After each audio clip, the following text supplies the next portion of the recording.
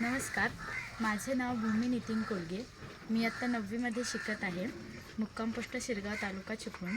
आज मी श्लोक अर्थ स्पष्टीकरण पाठांतर स्पर्धेत भाग घेतला आहे. त्यानिमित्ताने भगवद्गीतेमधील 15व्या अध्यायातील 6व्या श्लोकाचे मी अर्थासह स्पष्टीकरण सांगणार आहे. न तद्भासयते सूर्यो न शशांको न पावकः यद्गत्वा न निवर्तन्ते तद्धाम परमं मम. या श्लोकाचा अर्थ असा आहे, त्या माझ्या परमधामाला सूर्य, चंद्र, अग्नी किंवा वीज प्रकाशित करत नाहीत. जे त्या धामाला पोचतात ते पुन्हा या भौतिक जगतात परत येत नाहीत. या श्लोकाचे स्पष्टीकरण असे आहे की भगवान श्रीकृष्णांचे धाम, आध्यात्मिक जगत, जे कृष्णलोक, गोलोक, वृंदावन म्हणून जाणले जाते, त्याचे वर्णन या श्लोकातून करण्यात आले आहे.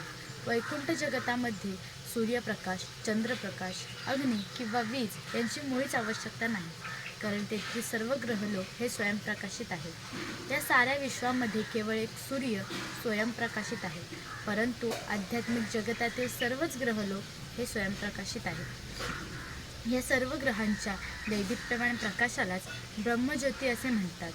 वस्तुतः हे दैदिप्यमान तेज कृष्णलोक, गोलोक, वृंदावनातून प्रसारित होते. या जळजळीत तेजाचा काही भाग महतत्व भौतिक जगताने व्यापलेला आहे.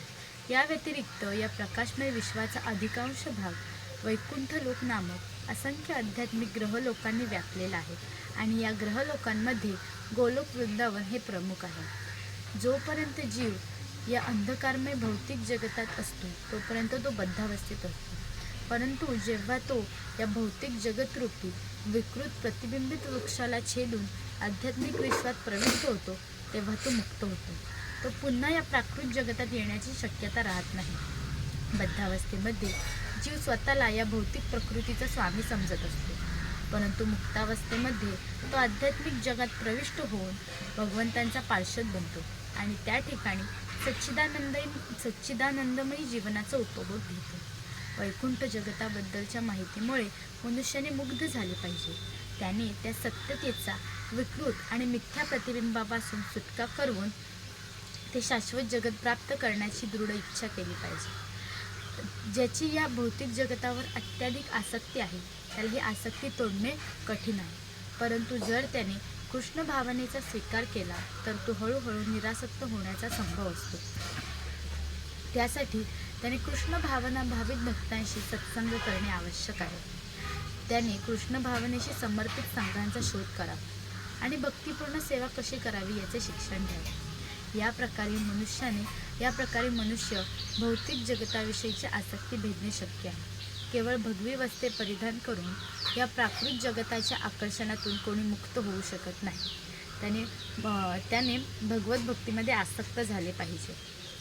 म्हणून 12व्या अध्यायात वर्णिल्याप्रमाणे भक्तियोग हाच केवळ वास्तविक वृक्षाच्या असत प्रतिबिंबापासून मुक्त होण्याचा एकमेव मार्ग आहे.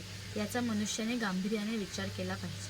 14व्या अध्यायात सांगण्यात आले आहे की भक्तियोग हीच केवळ एकमेव शुद्ध आणि दिव्य विधी आहे. बाकी इतर सर्व प्रकारच्या विधी या भौतिक प्रकृतीद्वारे प्रदूषित झालेले आहेत. या श्लोकातील परमं मम हा शब्द अत्यंत महत्त्वपूर्ण आहे.